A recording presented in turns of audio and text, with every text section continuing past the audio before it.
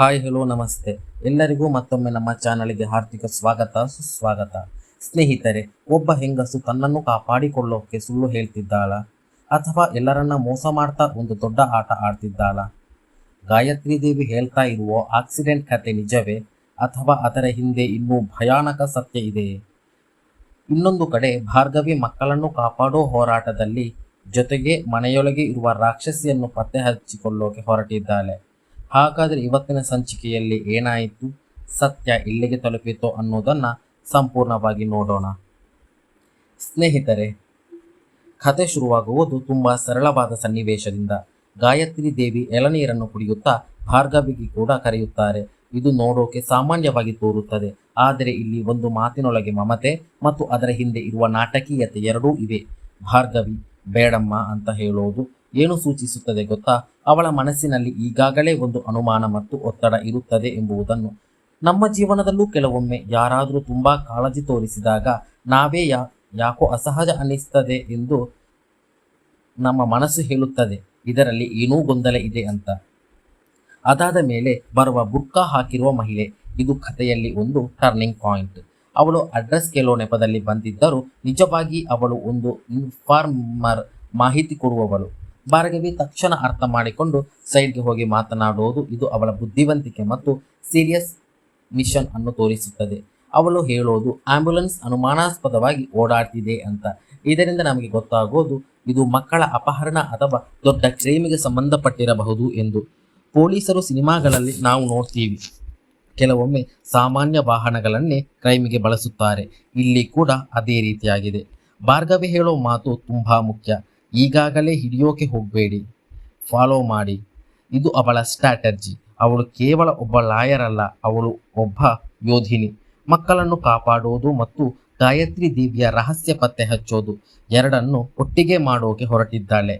ಒಬ್ಬ ಒಳ್ಳೆಯ ಪೊಲೀಸ್ ಅಥವಾ ಡಿಟೆಕ್ಟಿವ್ ಯಾವಾಗಲೂ ತಕ್ಷಣ ಆಕ್ಷನ್ ತೆಗೆದುಕೊಳ್ಳೋದಿಲ್ಲ, ಮೊದಲು ಸಾಕ್ಷಿಗಳನ್ನು ಕಲೆ ಹಾಕ್ತಾರೆ.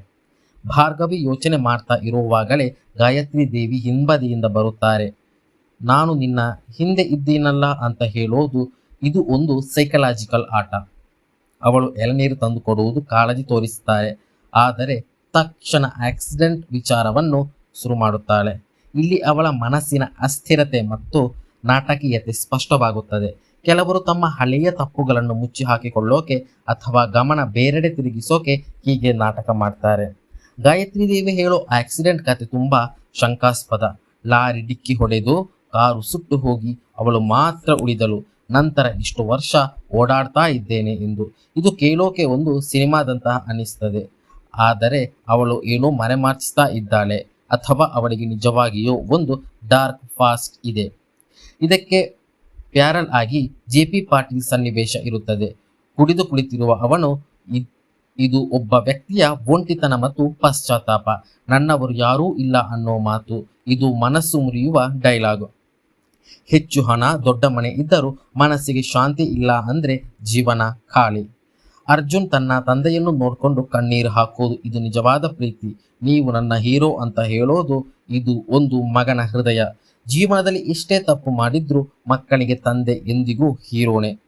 ಇಲ್ಲಿ ಮುಖ್ಯ ಕಾನ್ಫ್ಲಿಕ್ಟ್ ಭಾರ್ಗವಿ ನ್ಯಾಯದ ಪರ, ಗಾಯತ್ರಿ ರಹಸ್ಯ ಮತ್ತು ಮೋಸದ ಪರ. ಜೆ.ಪಿ. ಹೇಳೋದು ಅವಳನ್ನ ನಂಬಬೇಡ, ಅರ್ಜುನ್ ಹೇಳೋದು ನಾನು ಭಾರ್ಗವಿಯನ್ನ ಬಿಟ್ಟು ಕೊಡಲ್ಲ. ಇದು ಕಥೆಯ ಹೃದಯ. ಕೊನೆಯಲ್ಲಿ ಬೃಂದಾನ ಪ್ಲಾನ್ ಶುರುವಾಗುತ್ತದೆ. ಅಣ್ಣ ತಮ್ಮಂದಿರ ನಡುವೆ ಜಗಳ ಮಾಡಿಸಿ ಅಧಿಕಾರ ಹಿಡಿಯೋಕೆ ಯೋಚನೆ. ಇದು ತುಂಬಾ ಡೇಂಜರಸ್. ಚದುರಂಗದ ಆಟದಲ್ಲಿ ಕೆಲವರು ನೇರವಾಗಿ ಗೆಲ್ಲೋದಿಲ್ಲ, ಹೋಗಿ ಹೋಗಿ ಇತರರನ್ನು ಬಳಸಿ ಗೆಲ್ಲುತ್ತಾರೆ. ಒಟ್ಟಾರೆಯಾಗಿ ಈ ಎಪಿಸೋಡ್ ನಮಗೆ ಹೇಳೋದು ಎಲ್ಲರ ಮೇಲೂ ನಂಬಿಕೆ ಇಡೋದು ಸರಿಯಲ್ಲ. ಸತ್ಯ ಯಾವಾಗಲೂ ಸುಲಭವಾಗಿ ಸಿಗೋದಿಲ್ಲ.